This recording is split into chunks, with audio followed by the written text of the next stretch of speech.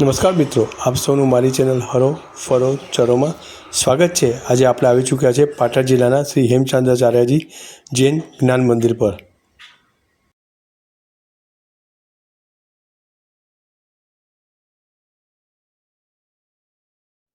આ છે શ્રી હેમચંદ્રાચાર્ય જૈન જ્ઞાન મંદિર।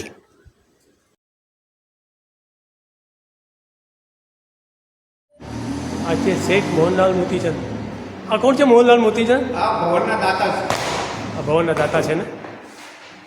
હા ધીરુભાઈ, જણાવશો જરા આ ફોટાની બાબતમાં, આ આર્ટિસ્ટની બાબતમાં? હેમચંદ્રાચાર્યજીનો ફોટો છે એ ગોકુલ નામનો એક પેન્ટર હતો જે બોમ્બેની અંદર હતો।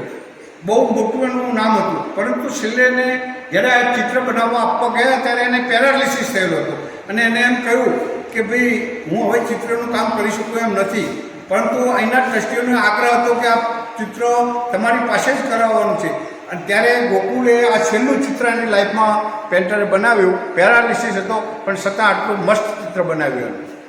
આ બધી જગ્યાએથી આશીર્વાદ આપતા હોય એવું લાગે છે ને સાહેબ? આ પેઇન્ટિંગ, આ ફોટો જે બનાવવા આવ્યો છે ને, ગુરુ મહારાજ કોઈ પણ એંગલથી આપણે ઊભા રહીએ ને તો આપણી સામે જોતા હોય, આપણને આશીર્વાદ આપતા હોય, એ કારીગરી પેન્ટરની છે સાહેબ।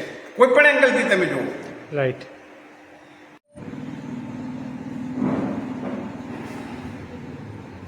આ જે વાત કરી ને, કોઈ પણ એંગલથી જુઓ, આપણે આશીર્વાદ આપતા હોય બધાને, એ રીતનું પેઇન્ટિંગ બનાવેલું છે। આ પેઇન્ટિંગ જેને બનાવ્યું છે ને એનું નામ છે ગોકુલ, અહીંયા લખેલું છે। આ છે શ્રી મુનિશ્રી પુણ્ય વિજય મહારાજ સાહેબ। આની બાબત જણાવો સાહેબ, આ જ્ઞાન ભંડાર આખો ઊભો કરવામાં એમનું પોતાનું બહુ યોગદાન છે।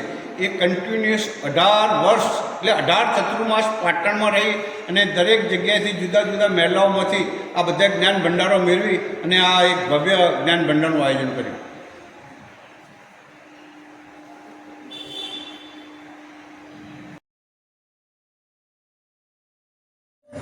આ સાહેબ જે જ્ઞાન પાંચમ આવે ને, કાર્તક સુદ પાંચમ, એ દિવસે અમારે જ્ઞાનનું બહુ મહત્વ છે। સમગ્ર પાટણ જૈન સંઘ અહીંયા ગ્રંથો મૂકવામાં આવે છે અને ગ્રંથ ઉપર વાસ્યક્ષેપથી પૈસા વગેરે દ્રવ્ય મૂકી અને એનું પૂજન કરે છે।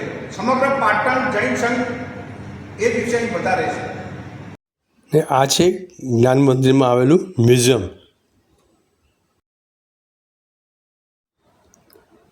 આપ જોઈ શકો છો આ મ્યુઝિયમને, અને આની આગળની વિગતો આપણે ધીરુભાઈ પાસેથી જાણીશું।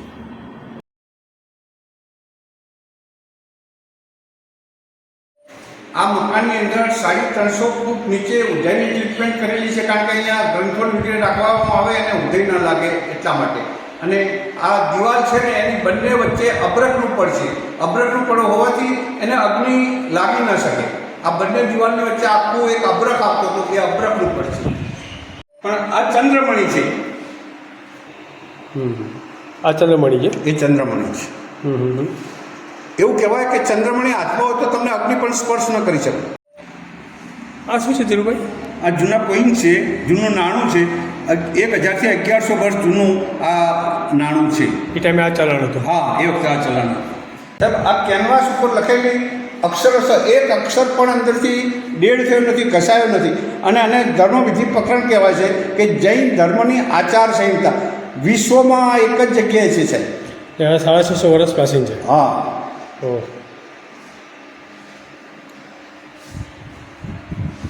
આ છે ને સાહેબ, જે તે જમાનામાં મૂવી ઉતરતા ન હતા, અત્યારે આપણે મૂવી ઉતારીએ છીએ। આ ગુરુ ભગવંતનો પ્રવેશ જ્યારે જેસલમેરમાં થયેલો ને, તેની એમની સાથે 2-4 પેન્ટરો હોય અને આખું ગામનું કેવું વાતાવરણ છે એ જોઈ અને પછી આખું ચિત્ર દોરી અને પછી સાહેબજીને ભેટ આપે કે સાહેબજી તમે જ્યારે પ્રવેશ કર્યો ત્યારે અહીંયા ઝાડ હતું, અહીંયા આ વસ્તુ હતી, અહીંયા આમ હતું, અહીંયા સ્કૂલ હતી। એ વખતે મૂવી નથી, હવે મૂવીનો આવ્યો, પણ જ્યારે મહારાજ સાહેબે પ્રવેશ કર્યો ત્યારે કેવો, અત્યારે તો મૂવી ઉતરી જાય છે। આ શું છે? આ જૂના અંતરદેશી પત્ર, પોસ્ટકાર્ડ। અત્યારે તો પોસ્ટકાર્ડ શું છે આ અત્યારની પેઢીને ખબર પણ નહીં હોય। ખબર નહીં। આ શું છે? કનોડા ગામના યશોવિજય સુરેશ્વરજી મહારાજા, જે બહુ મોટું નામ થયેલું વર્ષો પહેલાં, આ એમની હસ્તલિખિત પ્રત છે। ઓકે। આ પ્રતિમાઓ જમીનમાંથી નીકળેલી। જમીનમાંથી મળી આવે છે તો અહીંયાથી જ અહીંથી જ આ પાયા ખોદતી વખતે જે તે વખતે આ કાગળની કસોટી કરવા માટેના સાધનો છે. કાગળ કેવો ટકાઉ છે.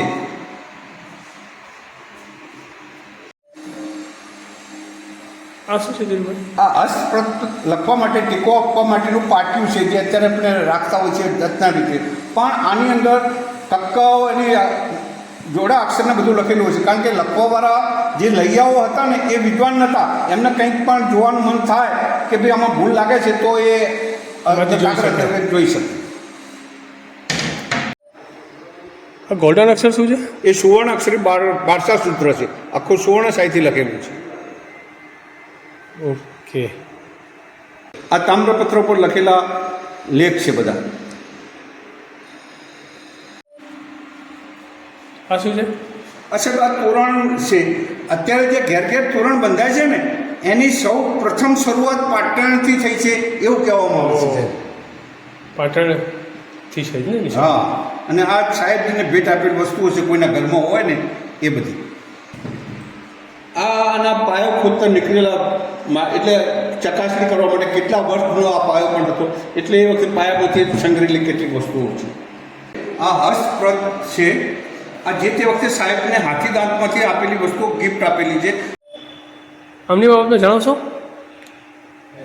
આ ગઢ દેરાસર પાછળ કોરિયાનો એક નાનો ઉપાસરો હતો, ત્યાંથી અહીંયા લાવવામાં આવ્યો. એટલે આ ઘર દેરાસર કહી શકાય. હા, ગઢ દેરાસર. એ ટાઈમે આવું હતા ઘર દેરાસર. અને આ એમાં પણ અહીંયા વિશેષતા છે કે કુમારપાલ રાજાના પ્રતિબોધ આલતા હેમચંદ્રાચાર્યનો ફોટો અમારી મેન્યુસ્ક્રિપ્ટમાં હોય. એ અમે એ જે લૈયાએ મેન્યુસ્ક્રિપ્ટ લખ્યો હતી એ અમે બહાર કોપી મૂકી. આપ સૌને મારો આ વિડીયો પસંદ આવ્યો હોય તો લાઈક કરો, શેર કરો અને મારી ચેનલને જરૂરથી સબસ્ક્રાઈબ કરો.